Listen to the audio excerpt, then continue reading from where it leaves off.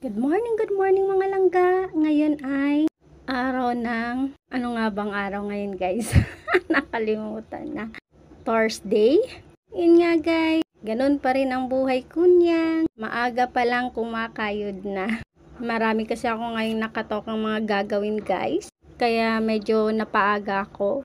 Kasi aalis ako ng alas 9 at marami pa akong ipiprepare. Kaya nga guys, sinisimulan ko ang buhay ko. Ganun pa rin, kusina, wawalis, kasi marami akong book na lalagas guys. Loka. Tapos guys, ang ginagawa ko niyan, yung mga basura, mga plastic na naipon ko. Kasi wala nang space sa kwarto ko. Yan guys, maaga kong tinapon sa labas. Dun guys, sa labas, sa basurahan.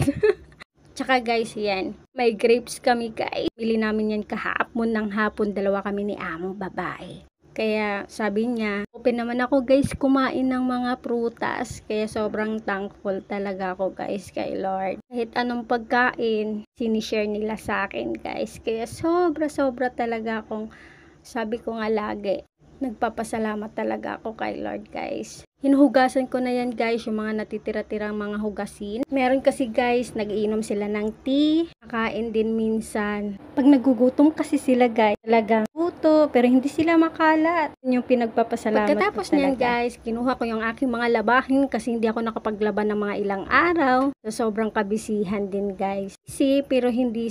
Busy pero sakto lang din guys. Nilabhan ko na muna habang tulog pa sila.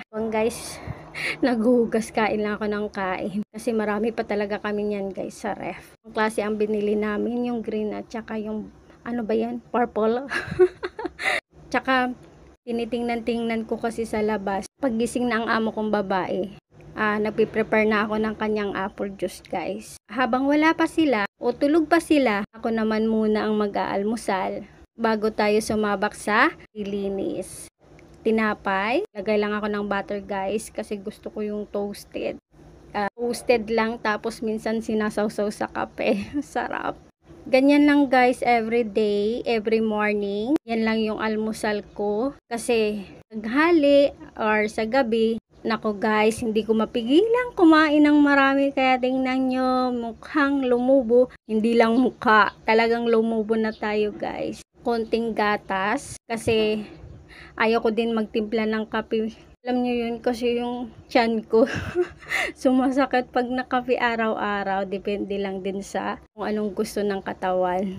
Guys, nagpe-prepare na din ako ng aking tsa. Yan guys, tawag dyan. Ko sa paglilinis. Lagyan ko yan ng Sunrox. Kasi yung pinapagamit ni amo sa akin. Daw sa mga bakterya, sa mga germs. Alam nyo na, sobrang sensitive sila para hindi sila madapuan ng sakit, lalo na yung amo kong lalaki. Ako, nakasunod talaga kung anong gusto nila. Nga guys, ayan, tara, kain tayo. Nasanay lang tayo sa ganyang kain guys. Kasi hindi mabigat sa tiyan. Alam nyo yung medyo malutong. Hindi ko na or kinakain ko na agad kasi nga kunat na ng tinapay. Hindi mo agad kinain. Ayaw na ayaw ko kaya pag tinoasted ko, munin na agad yan.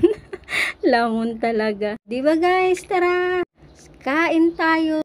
Pero panay silip ako dyan guys sa labas. Kasi yun nga guys, gusto ko. Nagising sila. Among babae ay talagang ready ko na. Ako sinasabihan kung anong gagawin ko. Kung ano at step by step. Sabi nga nila dapat marunong ka mag-manage ng yung time para hirapan na kung ano yung gagawin mo. Tapos kung ano pa yung mga uutos, kailangan talagang masaayos mo. Magawa mo isang araw guys. Tara!